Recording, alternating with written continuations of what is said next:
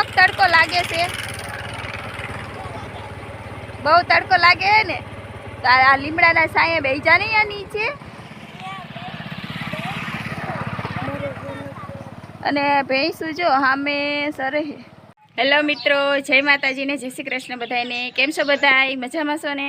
અમે પણ બધાય મજામાં છીએ. હવે અત્યારમાં ઘરનું બધું કામ કરી નાખ્યું છે. કચરા પોતા, વાસણ અને કપડાં ને એવું બધું થોડું ઘણું હતું, એ બધું કામ પતાવી દીધું છે. રુદ્ર ને શ્વેત એ બે ભેંસને ને પાડીને લઈને આઘીવાડીએ ચાલતા થઈ ગયા છે. અને મારે હવે આઘીવાડીએ જ જવું છે. અહીંયાથી આજ રજકો વાટવો છે. આજ રજા છે, ઘરે છીએ એટલે આરામથી ઉઠ્યા છીએ મોડા અને આરામથી બધા કામ થાય છે. ગાય આજ મોડી જ દોઈ હતી સવારે, પણ ગાયનું વાસતું બધું થઈ ગયું છે. જો ગાયનું તો વાસતું આપણે કરી નાખ્યું છે, બધું ચોખ્ખું થઈ ગયું છે. પણ ભેંસનું ને પાડીનું વાસતું આપણે કર્યું નથી, મોડા ઉઠ્યા છીએ એટલે એ બધું વાસતું પડ્યું છે. અને હવે પાછું જવું છે આઘીવાડીએ, એટલે ત્યાંથી પહેલાં નીણ લઈ આવી, એટલે અડધી પડધી નીણ થઈ છે અને અડધી પડધી નીણ કરવાનું બાકી છે. તો આપણે ઘરને એવું બધું પેક કરી દીધું છે અને હવે ગાડી લઈને હવે જવું છે આઘીવાડીએ. અને જો અમારે તો મેદાનમાં રમવાવાળા છોકરા એ બધા બહુ આવી ગયા છે, કારણ કે આજે રજા છે એટલે બધા ઘરે હોય. જો બધા રમે છે બહાર.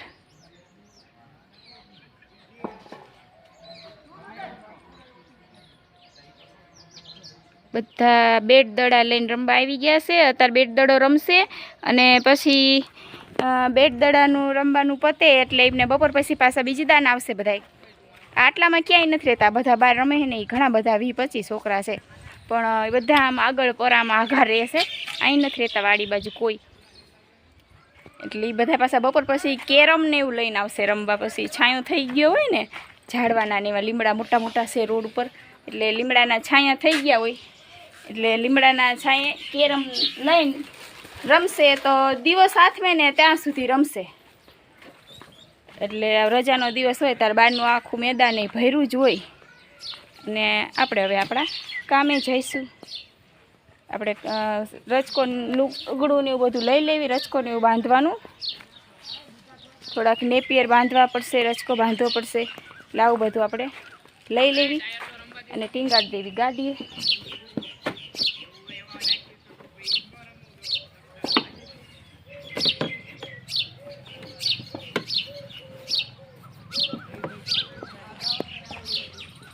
અને ગંગાને આપણે સવારે છોડી હતી, ગંગાને બાંધતા જ જવી. હાલ તને બાંધ દઉં. હાલ આવતી રે, હાલ હાલ હાલ હાલ હાલ અંદર આવતી રે, છાંય આવતી હાલ. લઈને છાંય બાંધ દઉં, કારણ કે તડકો થઈ ગયો છે, 10 વાગી ગયા છે. હાલ આવતી રે અંદર, આવતી રે હાલ. હાલો અંદર.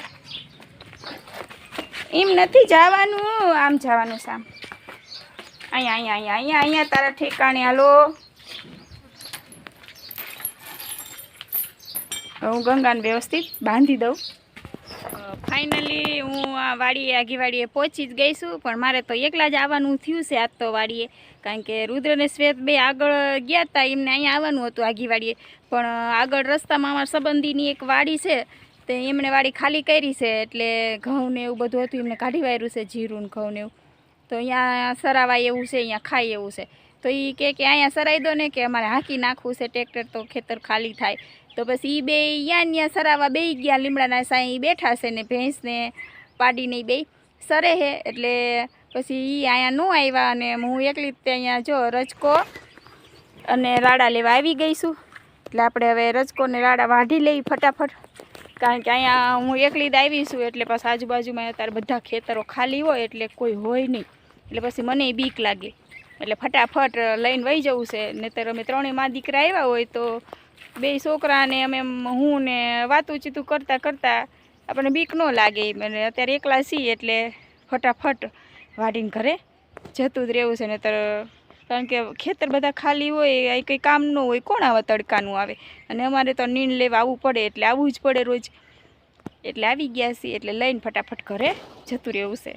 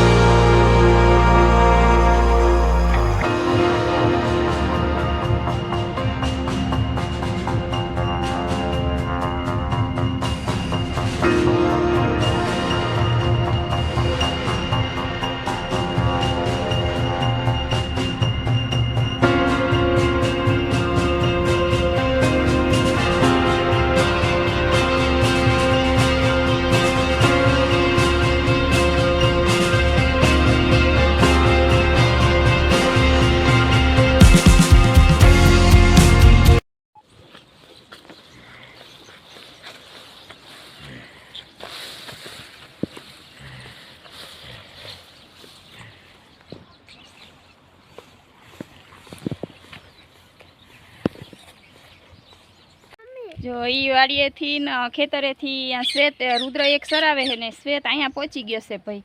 અહીં શું લેવાય હતું?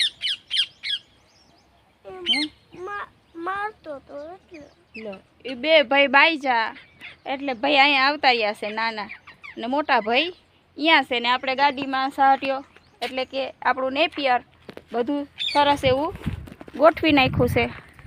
જો ગાડીમાં મસ્ત મજાનું ગોઠવી નાખ્યું છે. એટલે હવે આપણે શ્વેતભાઈને ઘરે લેતા જઈશું અને પછી રુદ્રને લેવા આવશું. અમારે રુદ્ર અહીંયા ભેંસું સરાવે છે ને રુદ્ર? કેવો તડકો લાગે છે? બહુ તડકો લાગે છે ને? આ લીમડાના સાયે બેજા નહીં આ નીચે. અને ભેંસું જો સામે સરે છે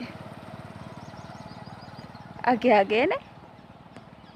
જો પાડી ને ભેંસ બે અહીંયા સરે છે. આવું તને લેવા હમણાં આને મૂકીને સાહટીઓની મૂકીને.